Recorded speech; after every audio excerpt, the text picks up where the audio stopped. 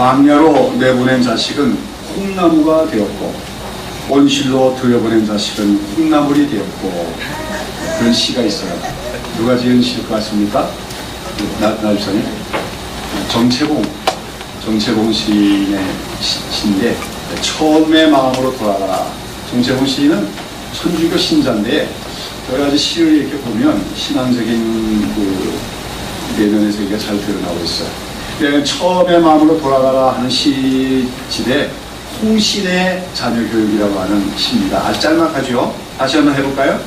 광야로 내보낸 자식은 뭐가 되었고? 콩나무가 되었고, 온실로 들여보낸 자식은 뭐가 되었고? 콩나물이 되었고. 네, 우리 자녀교육에 대해서 뭔가 단정하게 해주는 글이 아닐 수가 없습니다. 똑같은 콩알 하나지만 아무 부족함도 없고 모든 환경 여건이 잘 갖춰진 온실에서 과보 속에서 자란 콩알은 뭐가 됩니까? 한 가닥 콩나물이 되고 말지만, 참 바람이 불고 뜨거운 태양이 내려쬐는 메마른 땅에 버려지듯이 그렇게 땅에 내보낸 콩알은 뭐가 됩니까? 자라서 많은 콩알을 열매를 맺는 콩나무가 되듯이, 우리 부모들의 마음은 참 자녀들한테 모든 걸 해주고 싶은 게 부모들의 마음이지만 그것이 진정한 사랑만은 아니다. 때로는 우리가 의도적으로라도 우리 자식들을 뭡니까? 온실에 들여보낸 콩알처럼 키울 것이 아니라 뭡니까? 마른 땅에 광야로 내보내는 그런 우리 부모들의 어떤 위험을 무릅쓰는 그런 교육 방법도 필요하다 하는 것을 우리에게 얘기해 주고 있지 않느냐. 요즘에 이제 신세대들이 점점 적응력이 약해진다고 하는데, 그런 문제들이 어쩌면 우리가 과거의 부모들은 뭐 자식들을 돌아볼 틈이 없는 부모들이 많았기 때문에 정말 버려두듯이 자랐지요. 그러니까 광야에서 자랐어요. 그러다 보니까 그 속에서 생명력도 강해졌고 인내력도 강해졌는데, 요즘에는 어릴 때부터 뭔가 모든 걸 다 채워주려고 하는 부모들의 극진한 사랑 속에서 그것이 오히려 온실 같은 환경이 됨으로써 우리 자녀들이 오히려 생명력이 강하지 못한 그런 현상들이 나타나고 있지 않나 돌아보게 됩니다. 그 시인의 시편, 정채봉 시인의 시편에 보면, 그 시에 보면 광야로 내보낸 자식은, 그래서 광야로, 아마 이분도 이제 성경을 아시니까 많이 읽으신 분이니까 광야, 성경은 광야의 그 이미지를 이용한 것 같습니다. 여러분, 우리가 부모들의 마음에서도, 부모들의 자녀 교육에 있어서도 사실은 광야로 자식을 내어보낼 줄 아는 부모가 사실 자녀를 정말로 사랑하는 것인데, 이것은 하나님께서 하나님의 자녀들이요 하나님의 백성인 우리들을 대하시는 데 있어서도 마찬가지입니다. 하나님 우리를 너무나 사랑하시는 분입니다. 하나님은 우리를 얼마나 사랑하십니까? 자기의 독생자 예수를 이 땅에 보내서 십자가에 죽이시는 데까지 우리를 사랑하신 분이다. 그분이 뭐가 아깝다고 우리에게 더 좋은 것들을 많이 주지 않으시겠습니까? 그러나 하나님께서는 우리가 이 땅에서 사는 동안에 우리 하나님의 백성들, 하나님의 자녀들에게 온실과 같은 환경, 즉 유토피아적인 환경을 축복이다 이렇게 허락하시는 것이 아니라는 거예요. 그것이 아니라 오히려 하나님께서 우리를 광야로 인도하시거나 광야로 몰아놓으셔서 우리로 하여금 하나님 백성답게 만드시는 것이 하나님의 사랑이다 하는 것을 우리는 알아야 된다고 하는 것입니다. 그처럼 하나님께서 자기가 사랑하는 자기 백성, 자기 자녀들을 온실과 같은 환경에서 처음부터 복을 주시는 것이 아니라 오히려 광야로 인도하시고 광야로 들어가게 하시고 거기서 광야를 체험하게 하셔서 성숙하게 하는 거예요. 그걸 우리는 하나님이 만드신 광야 학교라고 말할 수가 있을 것입니다. 그리고 이러한 광야 학교에서의 훈련과 광야 학교에서의 영성의 체험이 없는 사람은 사실 진정한 하나님 백성으로서의 신앙과 영성을 온전히 가질 수 없고, 더 나아가서는 하나님의 중요한 일들을 감당하는 참된 하나님의 종들이 될 수가 없다고 하는 것입니다. 이렇게 보니까 우리 성경에는 광야란 말이 아주 많이 나오고 있지요. 여러분, 광야라고 하는 것이 어떤 것입니까? 우리 성경에, 영어 성경에 보면 광야가 데저트라고 되어 있는데, 데저트라는 사막이죠. 우리 영어로 보면. 그러나 이제 데저트 성경에 나오는 광야는 사막하고는 조금 달라요. 그러니까 사막화가 많이 진행된 황무지입니다. 말하자면 이스라엘이나 우리가 시내 반도 같은 데 가보면 그 광야가 뭔가 이렇게 볼 수 있어요. 그 광야는 말하자면 사막화가 진행 중인 땅으로서 아주 거칠고 메마르고 그런 땅인데, 사막처럼 완전히 풀이 없는 게 아니라 드문드문 풀도 있고 조금 관목들도 조금 있긴 있지만, 그러나 한마디로 사람이 거주하면서 농사 짓고 살 수 있는 땅은 아닌 곳이 바로 광야입니다. 그래서 이 광야에서는 보면은 인적이 드물고 가끔 가다가 양떼를 인도해서 가는 그런 목자들의 모습들, 혹은 그 무역을 하는 그 대상들이 지나가긴 하더라도 사람들이 거기서 농토를 개발해서 개간해서 살거나 그러진 않는 땅, 불모지의 땅이 바로 광야라고 하는 것입니다. 특별히 이 광야는 또 위험한 곳이기도 해서, 왜냐하면 이 광야에서 서식하는 그런 동물 중에 불배, 독사나 또 전갈 같은 것도 많기 때문에, 또 광야 자칫 잘못하면 불뱀에게 물리기도 하고 전갈에게 물려서 치명상이 있기도 합니다. 한마디로 광야라고 하는 것, 성경에서 말하는 광야는 어떤 곳입니까? 사람이 살기에는 부적절한 곳입니다. 또 때로는 생명의 위험이 도사리고 있는 것입니다. 그리고 무엇보다도 광야는 고독한 곳입니다. 사람이 없어요. 그래서 고독하고 외롭고 쓸쓸한 곳이 바로 광야라고 하는 것이죠. 그런데 우리가 성경을 살펴보면 하나님의 구속 역사에서 이러한 광야가 하나님께서 당신의 일을 행하시는 아주 중요한 장소로 그렇게 묘사가 될 때가 많습니다. 특별히 하나님께서 아까 말씀드린 것은 자기 백성들이나 자기 종들에게 특별 은혜를 베푸시는 곳으로 묘사가 될 때가 많아요.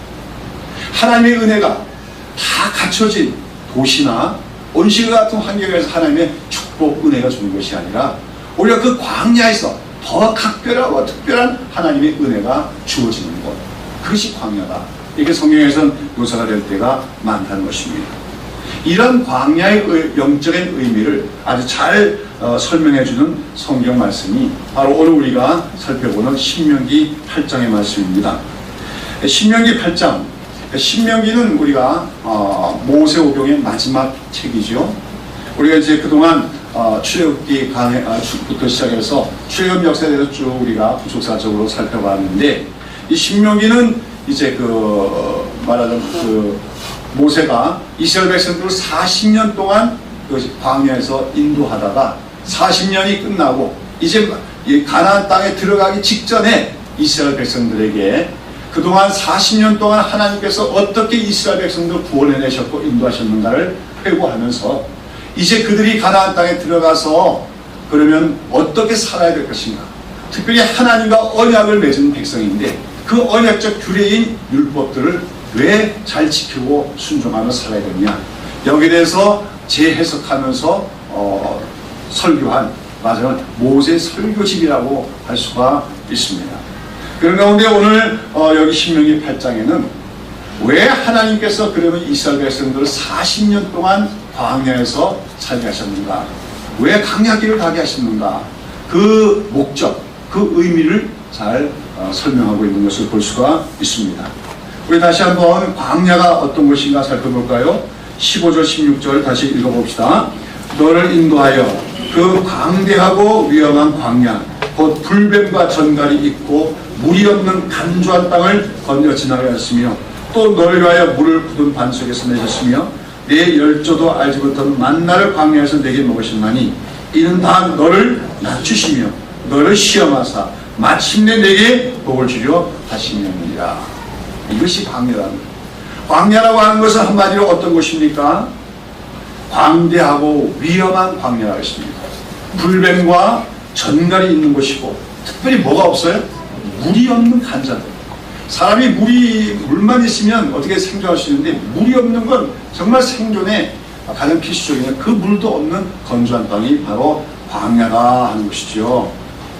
자, 그런데 그런 광야인데 그 광야에서 이스라엘 백성들이 40년 동안 살았는데 분명히 광야는 사람이 생존하기에는 부적합한, 사람이 살기에 힘든 그런 곳인데 그들이 광야 생활에서 죽었습니까? 안 죽었습니까?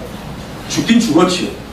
죽은 사람들은 다 자기의 죄 때문에 죽었지 광야라고 하는 그 조건 때문에 죽은 것은 아니었다는 겁니다. 분명히 그 광야에는 농사를 지을 수도 없고 먹을 양식도 없는 것입니다. 분명히 광야에는 물도 없는 건조한 것입니다. 그러나 그 40년 동안에 그들은 그 광야 생활하면서 굶주린 적이 한 번도 없었습니다. 왜요? 하나님이 날마다 하늘로서 만나를 내려주시기 때문입니다. 그들은 또 그 물이 없어서 목말라 죽지도 않았습니다. 왜요? 그들이 목마를 때마다 하나님 반석에서 생수가 나게 하셔서 그들을 마시었기 때문이라고 하는 것이죠. 그렇게 하나님이 인도하신 목적이 무엇입니까? 다 너를 어떻게 하며? 낮추시며 그랬습니다. 너를 시험하사. 이 시험이라고 하는 말은 테스트한다는 의미도 되지만 연단한다는 의미도 있는 거예요. 예, 그래서 연단하셨다는 거죠. 너를 낮추시고 연단하사 마침내는 어떻게 하게 해요? 복을 주려 하시는 겁니다. 하나님은 그래요. 자기 백성들에게 풍성한 삶, 풍요로운 거, 그걸 또 누리기를 원하시는 거예요. 이 모든 자연 만물이 다 하나님 만드신 거 아닙니까? 여러분, 우리가 그 바닷가를 가든지 또는 산속을 가든지 보면은 그런 프로그램이 굉장히 많잖아요. 그렇죠? 바닷가에 가면 또 생선들이 얼마나 많습니까? 또 산속에 들어가면 또 계절을 따라 먹을 건 얼마나 많습니까? 하나님 그 모든 것을 다 사람들 위해서 만드신 분이에요. 특별히 자기 백성들이 그 모든 걸 누리기를 원하시는 분이죠. 그러나 하나님은 하나님 백성들에게 그러한 외적인 복을 주시기 전에 하나님 백성들이 어떻게 되기를 원하시는 겁니까? 하나님 백성답게 되기를 원하는 거예요. 그러니까 하나님 백성답게 된다는 건 뭡니까? 너를 낮추시며 그랬습니다. 여러분, 인간이라고 하는 것은 교만합니다. 예외 없이 누구든지 다 교만합니다. 교만하다가 안 되면은 좌절하고 열등감을 갖게 되는 것이고, 그렇지 않고 원래 갖고 있는 인간의 그 죄악된 속성이 교만한 거예요. 목이 뻣뻣한 거죠. 잘난 척하고 자기가 똑똑한 줄 알고. 그것은 왜냐하면 선악과를 먹고 난 결과예요. 사탄이 그렇게 꼬셨잖아요. 그렇죠? 너희가 이걸 먹으면 너희가 어떻게 될 것이다? 하나님처럼 지혜롭게 될 것이다. 그것 때문에 하나님 먹지 말라고 했지요. 그 유혹을 받고 자기들이 하나님처럼 지혜롭게 되보려고 아담과 하와가 선악과를 따먹었어요. 결국 하나님처럼 지혜롭게 됐습니까? 안 됐습니까? 됐어요? 안 됐어요?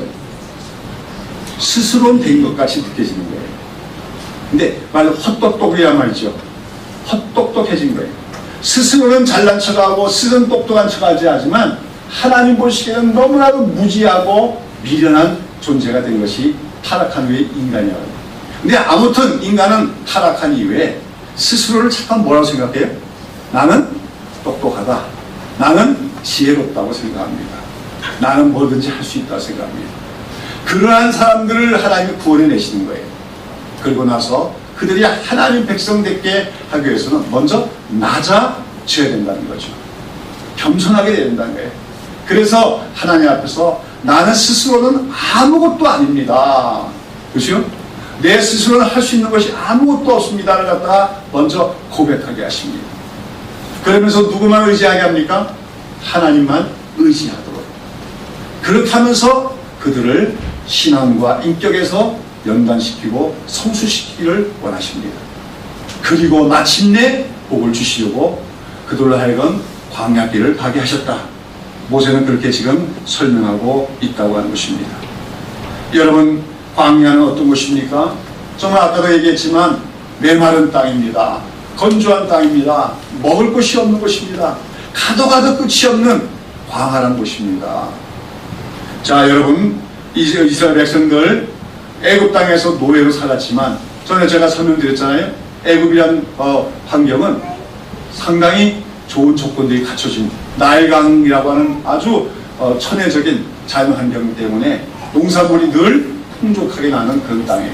그래서 이스라엘 백성들은 사실은 애굽에서 노예 생활을 하면서도 그래도 가끔 가다가 그래도 애굽 사람들한테 고깃가마 옆에서 고기도 좀 얻어먹을 수가 있었고, 그 애굽에서 나는 갖가지 그 산물들, 참외, 오이, 부추, 그렇죠. 그 성경에 나오잖아요. 그거 먹고 싶다고 하잖아요.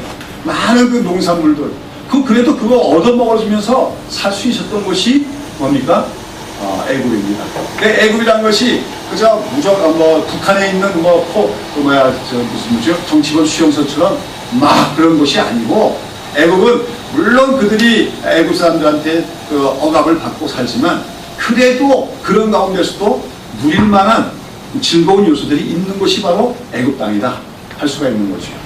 그런데 그 애굽 땅에 살던 이스라엘 백성들을 하나님이 구출해내시고 이제 가나안 땅을 주시겠다 약속하셨는데, 그러나 이스라엘 백성들이 그 애굽 땅에서 나와 결과 그들 앞에 놓인 것은 무엇입니까? 광야였다는 것이죠. 가도 끝이 없는 사막과 같은 그 광야길, 먹을 물도 없는 것, 음식도 없는 것, 맛있는 것도 찾아볼 수 없고 재미있는 것도. 애굽에는 또 애굽의 그 문화가 발전하면서 요즘 말로 하면 소위 드라마도 있고 연극도 있고 음악도 있고 즐길 만한 것들이 많겠죠. 그러나 광야에는 그런 것이 도무지 없는 곳입니다. 한마디로 삭막한 곳이죠. 메마른 곳이죠. 결핍된 곳이죠. 그래서 이스라엘 백성들은 원망하기 시작합니다. 하나님과 모세에게 왜 우리를 이곳으로 인도했는가. 그러나 그러한 40년 동안 생활을 했는데도 불구하고 이스라엘 백성들은 아까도 말씀드렸지만 그 인간이 생존하기에 부적합한 광야에 살면서도 그들은 굶어 죽지도 않고 목말라 죽지도 않았습니다. 오늘 본문에 안 나오지만 신명기 29장에 보면 그들이 그 40년 광야 생활 동안에 입고 입는 옷이 다 헤어지지도 않았고 또 신발이 다 닳지 않아서 발이 부르트지도 않았다고 했어요. 기적이죠. 하나님이 보호해 주셨다고 하는 것입니다. 여러분, 분명히 외견적으로 봐서는, 환경적으로 봐서는 모든 것이 부족한 것, 살만한 사람이 살만한 조건이 갖춰지지 않은, 살맛이 안 날 것 같은, 삶의 희망조차 보이지 않는 그런 광야. 그러나 하나님께서는 자기 백성을 그리로 인도하여 주셨고 거기서 아주 독특한 방식으로 그 이스라엘 백성들을 인도하여 주시는 가운데 마침내 그들을 양육하여 주신 것이라는 거죠. 그래서 성경에서는 이 광야를 하나님께서 자기 백성들과 단독적으로 만나셔서 단독적으로 동행하시며 그들을 단독적으로 양육하시는 곳을 바로 광야라고 하는 것이죠. 특별히 이 신명기 8장에 보면 중요한 말이 나오죠. 그 광야 생활을 통해서 이스라엘 백성들이 깨닫게 된 것, 또 깨달아야 되어야만 했던 것이 뭐랍니까? 사람이 무엇으로 사는 것이 아니라 떡으로만 사는 것이 아니라 오직 여호와 입으로 나오는 모든 말씀으로 사는 것이다 하는 것을 철저히 깨닫도록 하나님이 인도하셨다고 하는 것이죠. 이 신명기에 나오는 모든 말씀들은 바로 예수님이 광야에서 시험받은, 예수도 광야에서 시험받았는데 그 사탄의 모든 유혹을 물리칠 때 바로 신명기에 나오는 말씀을 가지고 물리치시는 걸 보고 있습니다. 그런 가운데 우리가 중요한 말, 예수님이 인용하셨던 말씀, 바로 그 말씀 아닙니까? 사람이 떡으로만 사는 것이 아니요 하나님의 입으로 나오는 모든 말씀으로 살 것입니다. 그 말씀이 바로 여기 나오는 말씀이에요. 무엇을 통해서만이 그러한 진리를 깨달을 수 있다는 겁니까? 광야 생활을 통해서만. 광야 생활을 겪지 않은 사람은 그걸 알 수가 없다는 거예요. 하나님 말씀의 능력을 알 수가 없다는 거예요. 처음에 이스라엘 백성들은 눈에 보이는 걸 의지했습니다. 여기 입을 옷도 없잖아. 먹을 양식도 없잖아. 물도 없잖아. 이런데 우리가 어떻게 해서 살라는 말이냐. 그러나 그들이 하나님이 약속하신 말씀을 의지했을 때 결국 하나님 말씀대로 모든 것이 이루어지고 하나님 말씀이 있는 곳에서는 그들이 죽지 않는다는 걸 그들은 배우게 되었다는 것입니다. 그래서 그들이 깨달은 게 뭡니까? 떡보다 더 중요한 것이 하나님의 말씀이다. 우리가 말씀을 듣고 말씀을 붙잡고 말씀을 믿으면은 그 안에서 먹는 거의 문제, 의식주의 문제도 다 하나님이 해결해 주실 뿐 아니라 우리가 나아갈 길도 다 인도해 주신다는 것, 그들은 마침내 체득하게 되었다는 거죠. 바로 그것을 깨닫게 하시려고 하나님은 그들을 광야로 인도하셨다고 하는 것입니다. 그리고 우리가 이제 구속사 성경 연구에 기초한 말씀을 이제 대략 이제 출애굽 과정은 끝내게 되는데, 이제 그래가지고 이 40년 광야 생활을 마치고 그들이 가나안 땅에 들어가서 뭘 합니까? 전쟁을 하죠. 그런데 애굽에서 나올 때만 하더라도 오합지졸, 노예들의 물에 지나던 그 이스라엘이 이 40년 광야 생활을 통해서 어떻게 되는 겁니까? 양육이 된 거죠. 하나님의 군대가 되어진 거예요. 그래서 마침내 가나안 땅에 들어가서 가나안 원주민들과 전쟁에서 승리를 하고 그 땅을 차지하게 되어지는 것입니다.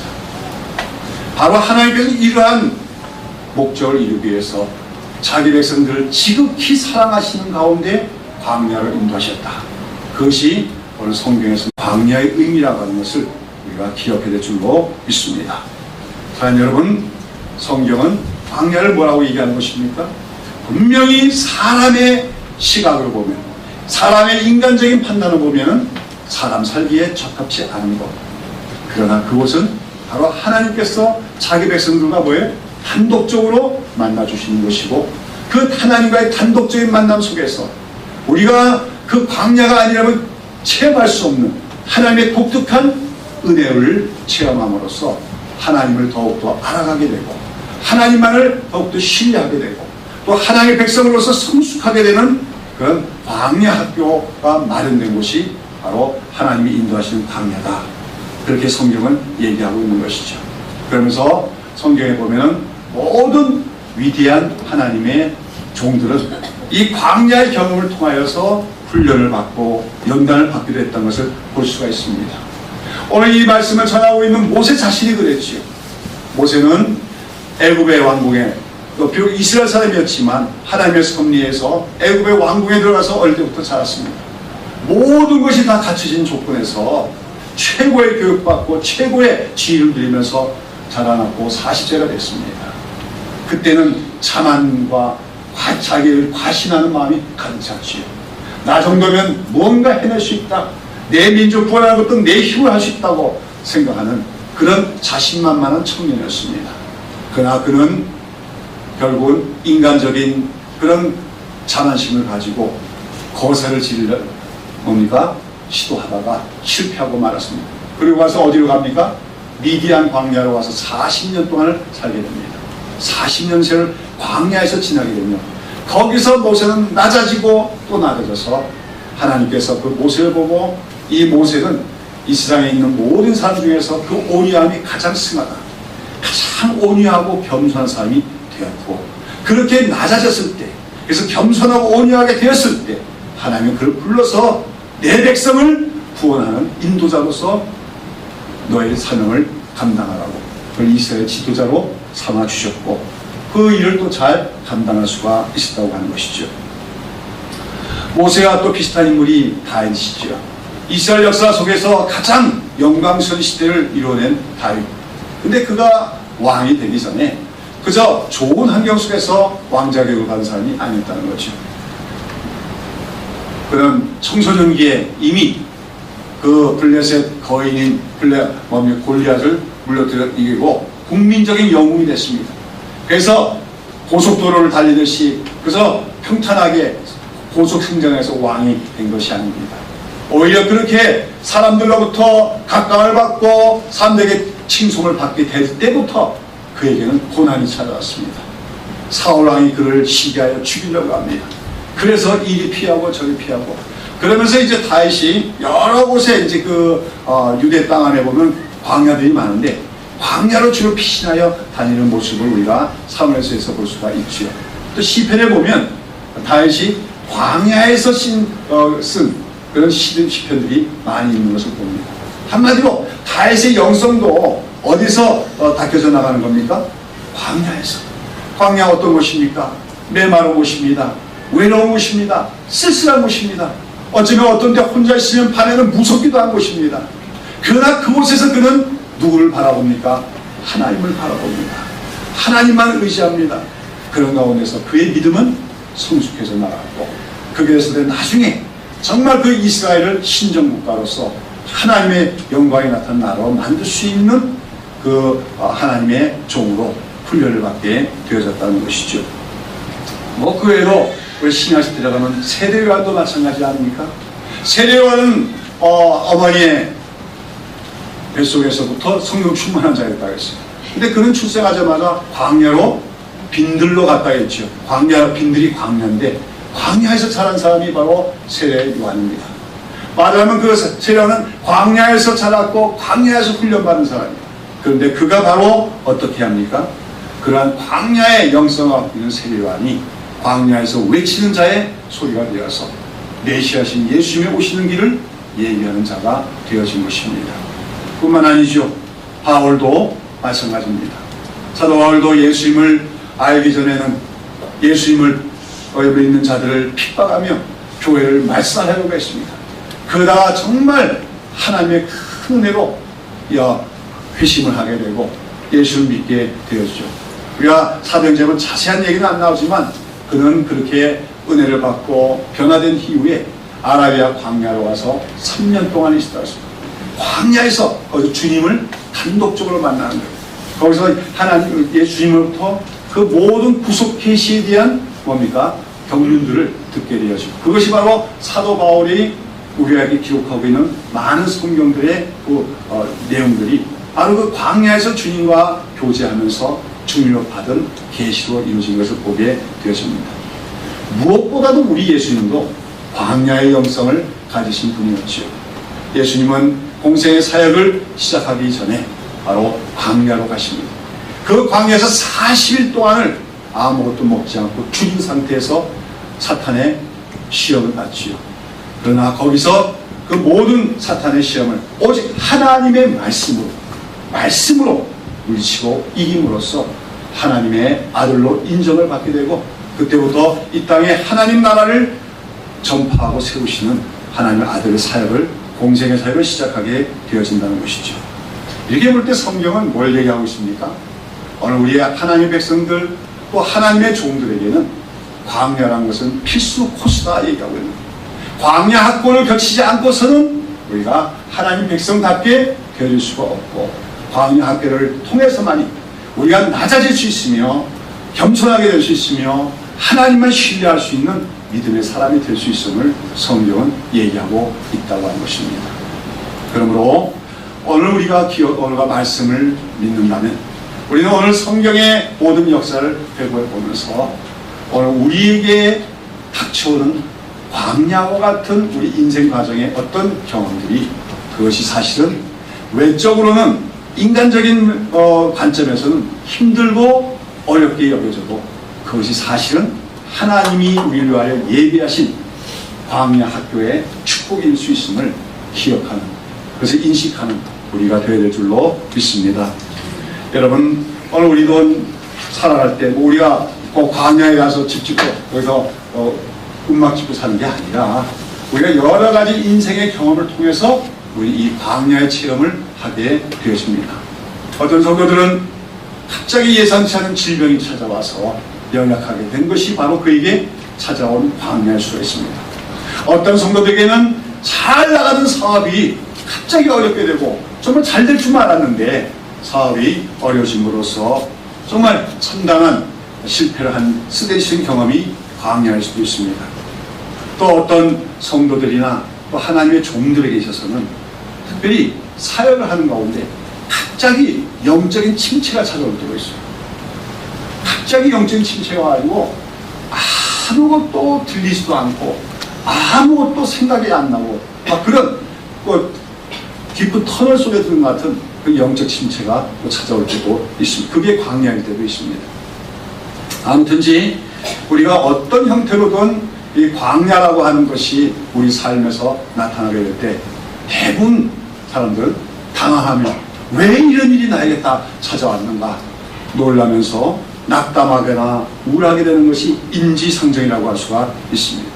바로 그럴 때 이것이 광야구나 여겨질 때 우리는 그 광야가 바로 하나님이 우리가 예비하시는 바로 광야 학교의 축복의 장임을 다시 한번 새롭게 인식해야 될 줄로 믿습니다. 세상에 속한 사람들, 하나님 믿지 않는 사람들은 광야와 같은 환경 속에서 자포자기하거나 아니면 자기 운명을 환탄하며 낭망할 수밖에 없을 것입니다. 그러나 우리 그리스도인들은, 우리 하나님의 백성들은, 하나님께서는 늘 자기 백성들을 광야에서 만나기를 원하십니다. 그 광야의 체험을 통하여 오히려 우리가 광야가 아닌 세상 속에서는 체험할 수 없는 독특한 하나님의 은혜를 체험하게 하심으로 우리를 더 성숙하게 하시는, 특별히 우리를 낮추시고 더 낮아지고, 여러분 기억해야 되는 것이 점점 모든 일이 잘 돼서 나는 잘할 수 있어, 나는 괜찮은 사람이야, 나는 훌륭한 사람이야, 이렇게 높아지는 게 축복이 아니에요. 신앙의 세계에서는 갈수록 낮아지는 거예요. 나는 참 부족하다, 나는 참 연약하다, 나는 참 무능하다. 그러므로 내가 의지할 수 있는 분은 하나님밖에 없다. 하나님 도움이 없이는 나는 아무것도 할 수 없다. 이렇게 우리가 생각하게 되면 그것이야말로 성숙이고 그것이야말로 참 진정한 축복임을 기억해야 될 줄로 믿습니다. 그것이 바로 광야의 그 경험이 없이는 이루어질 수가 없다고 성경은 말하면서 하나님은 오늘도 우리를 그 광야에서 만나자고 말씀하시고 계심을 기억하는 여러분 되시기를 바랍니다. 여러분, 이 광야는 특별히 어떤 곳이냐 할 때 제일 중요한 것은 광야는 우리가 단독자로서 하나님을 만나는 곳입니다.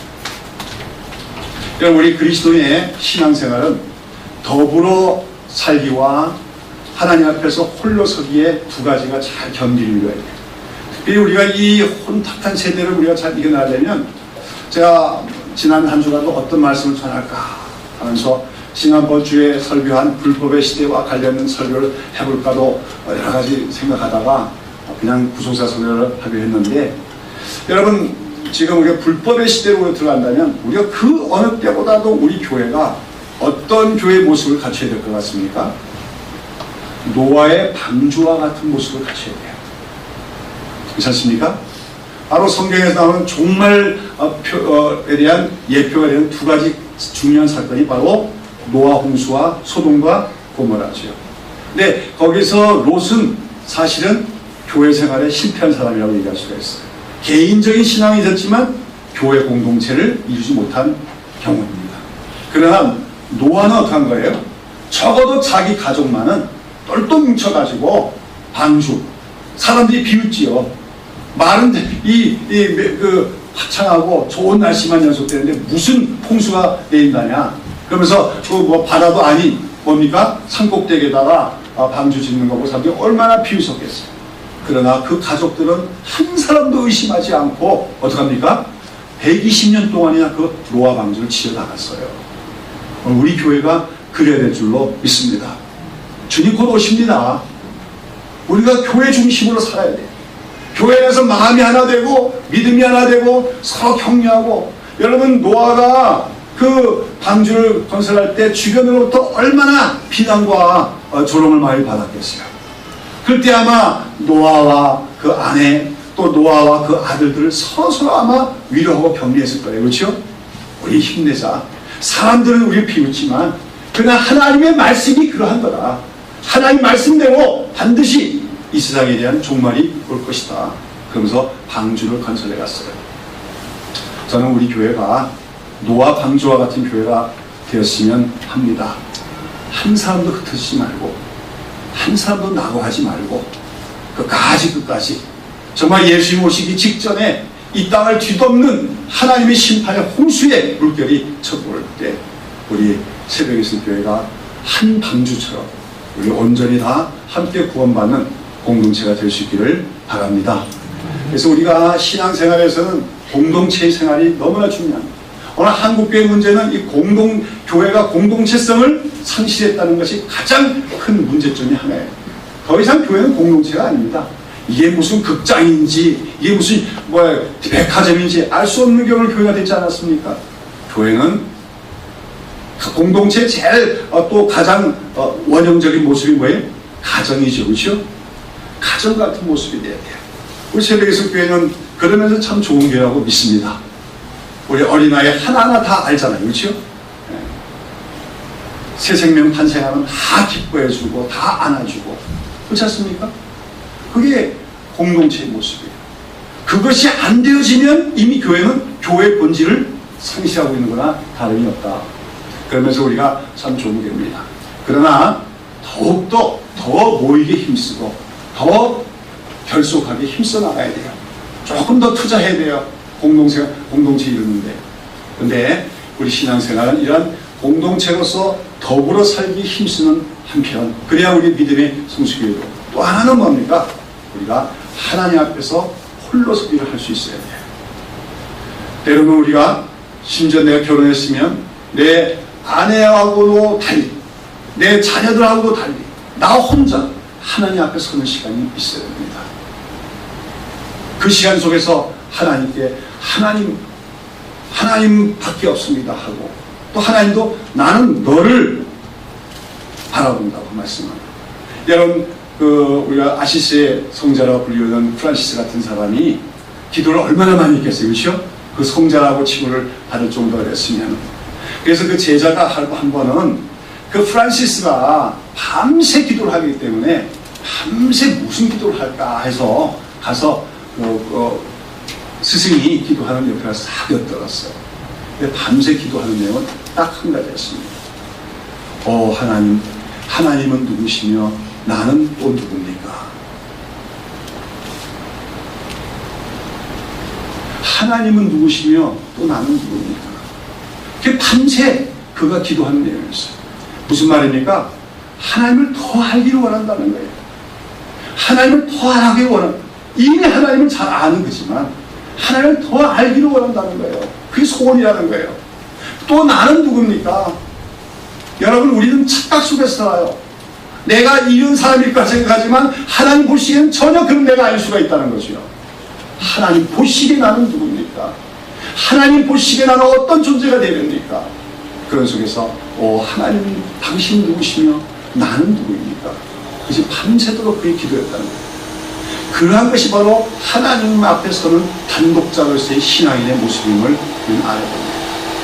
여러분, 광야의 시간은 왜 하나님이 우리에게 주시냐면 우리로 하여금 이것저것 세상에 의지할 만한 것, 세상에 관련된 것 다 내려놓고, 심지어 가족마저도 내려놓고 하나님 앞에 홀로 쓰는 시간을 만들라 하는 것이 광야의 본질적인 의미임을 우리는 알아야 줄로 믿습니다. 거기서 우리는 하나님을 겪어야 돼. 하나님을 체험해야 돼. 그래서 정말 하나님 한 분밖에는 내게 없고, 또 하나님께도 내가 나라가는 독특한 하나님의 자녀의 존재로서 하나님 앞에 서 있다는 걸 알게 되는 거예요. 이것이 바로 광야의 경험이라고 할 수 있고, 거기서 쌓여지는 믿음, 영성을 우리가 광야의 영성이라고 할 수가 있는 것입니다. 이 광야의 영성은 아까도 얘기한 것처럼, 아까 말씀드렸지요. 질병을 통해서, 또 사업의 실패를 통해서, 또는 여러 가지 우리의 영적인 침체를 통해서 우리가 광야 생활을 하게 되게 돼요. 그래서 이런 걸 통해서 우리가 광야의 영성을 갖게 되기도 합니다만은, 우리 스스로 사실 광야의 시간을 마련하는 그런 노력도 필요한 것입니다. 여러분, 그 광야에 들어가려면 내가 병이 오든지 가난하게 되든지 무슨 환란이 와야겠구나, 그렇게 생각할 필요는 없어요. 여러분, 그런 모든 면에서는 부족함이 없을지라도 우리가 광야의 영성을 쌓아갈 수 있습니다. 그것이 뭘까요? 하나님 앞에 나 홀로 서는 시간을 마련하는 것입니다. 시간이 갈수록, 날이 갈수록 점점 아쉬운 거는 이 새벽 기도 같은데 이렇게 와서 기도하는 사람의 숫자가 정말 줄어든다는 거예요. 여러분, 어떤 사람은 예수님 환란 직전에 대환란이 있을 것이고, 그때가 되면 막 적그리스도가 예수 믿는 사람들 다 잡아다가 고문을 하고 살가죽을 베끼고 막 그럴 것이다 하는데, 그런 환란은 아니에요. 오늘 우리 집이 분주해지는 것, 이 저의 복잡한 일이 많아가지고 하나님께 집중할 수가 없고 하나님 앞에 단독자로 쓸 수 있는 시간이 없어지는 것이 우리 시대에 환란일 수 있음을 알아야 됩니다. 제가 벌써 몇 년 됐는데 한 3, 4년 전에 저기 상주에 어디 교회를 갔어요. 시골교회, 농촌교회죠. 그 밤에 자고 새벽이 돼서 새벽 기도 하러 딱 갔더니 하얗게 소리가 내렸어요. 무슨 말인지 압니까? 제가 제일 뒤에 앉았는데 앞에 노인들만 와서 쫙 앉으니까 새벽 기도를 50명이 나왔더라고요. 그러니까 그 동네 그 교인, 교인 수가 좀 많은 동네인데 그 교회 다니는 할아버지 할머니들은 다 새벽 기도 나옵니다. 농사니까 그렇게 새벽 기도 하고 또 논일 반에 나가시는 거예요. 그게 농촌의 모습이에요. 근데 저는 그걸 보면서 뭐랄까? 참 어떤 그 경이로움을 느꼈어요. 멋지다. 한 머리들이 저렇게 모여서 새벽 기도하는 모습이, 그것이 어쩌면 한국 교회를 지탱하는 마지막 힘일 수도 있겠다. 그렇게 생각했습니다. 죄송한 얘기지만 우리 새벽에서 교회 좋은 교회라고 얘기했지만 조금 새벽 기도 같은 모습 보면은 부족함이 있다 생각이 들어요. 여러분, 광야의 영성이 우리에게 필요합니다. 과거에는 우리 한국 교회는 어쩔 수 없이 광야의 영성을 가지게 되었었어요. 왜 그렇습니까? 가난했습니다. 핍박이 있었습니다. 일제시대 때 교회가 위기를 당했습니다. 그런 때 어쩔 수 없이 하나님밖에는 붙을 수밖에 없었어요. 그게 바로 광야의 영성이었습니다. 근데 1970년대 이후로 한국 사회가 경제적으로 성장한다 동반해서 교회가 성장했습니다. 그 성장이 축복이었는가? 오히려 그 광야의 영성을 상실하고 말았다고 하는 것입니다. 교회는 세속화의 물결에 휩쓸려갔고 교회는 세속적인 관점으로 가득 차게 되었다는 겁니다. 하나님의 영광보다도 사람의 영광을 구하는 것이 되었다는 것입니다. 왜요? 광야의 영성을 상실해버렸기 때문이라고 하는 것이죠. 이제 우리는 어쩌면 마지막 시대를 맞이하고 있는지도 모르는데 이런 속에서 우리는 광야의 영성을 회복하는 하나님 백성들이 되는 줄로 믿습니다. 여러분에게 오늘 삶에 여러 가지 힘든 것이 있고 어려운 일이 있다면 그것 때문에 낭망하지 마십시오. 그 어려운 거, 힘든 것이 여러분에게 축복일 수 있음을 깨닫는 여러분 되시기를 축원합니다. 그것이 바로 하나님께서 단독적으로 만나주시고자 하는 광야의 수가 있기 때문인 것이죠. 그러나 우리에게 오늘 그런 것들이 없더라도 또 가정도 평안하고 사업도 괜찮고 그럴지라도 우리는 스스로 하나님 앞에서 광야 시간을 마련하기 위해서 단독자로서 하나님 앞에 나아가는 시간들을 마련할 수 있는 지혜가 우리 모두에게 필요한 줄로 믿습니다. 사랑하는 여러분, 우리가 이 시대에 우리에 필요한 것이 광야의 영성입니다. 성경에서는 이 마지막 시대의 인류 문명을 바벨론이라고 표현하고 있어요. 바벨론이라는 건 바로 도시 문화를 얘기합니다. 그 도시 문화는 복잡합니다. 분주합니다. 화려합니다. 그러나 그 안에는 육체의 정욕, 안목의 정욕, 이생의 자랑이 가득하고 결국은 사탄의 괴계가 가득한 것이 이 세상 문화, 도시화된 문화입니다. 그런 속에서 우리가 우리의 믿음, 우리의 영성을 보존하고 유지하기 너무나도 힘듭니다. 그렇기 때문에 우리는 교회를 세우고 교회 중심으로 서로 격려해주기도 필요하지만 특별히 단독자로서 하나님 앞에서 홀로 서는 시간을 마련해 나가야만이 우리가 이 세속 도시와 같은 현대 문명 속에서 우리 영성을 지키고 우리 신앙의 순수성을 지킬 수가 있는 줄로 믿습니다. 저는 개인적으로는 과거에 좀 규모가 있는 교회를 하다가 작은 교회를 하니까 바로 그 광야의 영성을 회복할 수 있다면서 너무나 좋아서 시작을 했는데 근데 우리 교회가 너무 모든 것이 다 잘 되다 보니까 평안하고 그러다 보니까 좀 안이한 생각이 들고 그러다 보니까 또 광야의 영성이 없어진 듯한 그런 생각이 들어요. 저는 이 시대에 하나님의 종들은 반드시 세례요한처럼 광야의 영성을 가져야 된다고 믿습니다.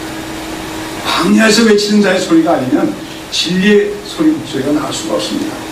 도시화돼 버린 사고 구조에서는 절대로 하나님의 말씀이 나올 수 없습니다. 모든 하나님의 종들은 광야에서 외치는 자가 되어야 되는 거죠. 저를 위해서 기도해 주세요. 목사님이 광야의 영성을 회복해서 광야에서 외치는 자의 목소리를 낼 수 있도록 해달라고 기도해 주시기 바랍니다. 그러나 또한 저는 여러분에게 당부드리는 것은 여러분도 반드시 광야의 영성을 갖는 하나님의 백성들이 되시기를 축원합니다. 하나님 앞에 홀로서는 여러분 되시길 바랍니다. 하나님은 오늘도 우리를 광야에서 만나시기를 원합니다.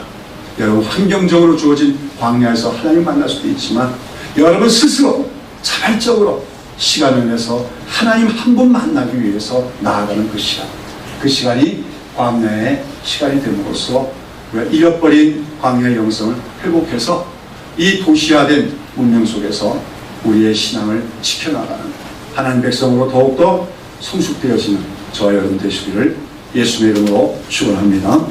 기도하겠습니다.